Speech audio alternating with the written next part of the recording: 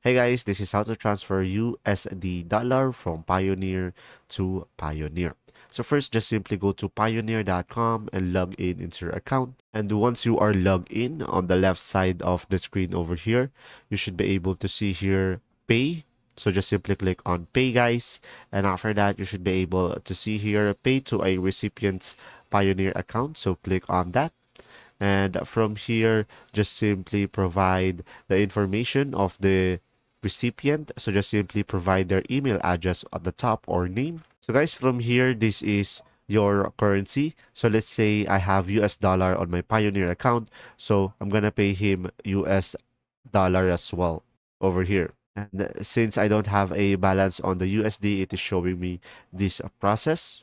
It is showing me this error. But if you do, just simply provide the currency from and to, and just simply provide the amount over here, guys, down below, and just simply provide the recipient gets as well. And from there, you'll be able to click on next and just simply provide the necessary information in order to proceed with this process. And there you go. If this video was helpful, please like and subscribe, and thanks for watching. See ya.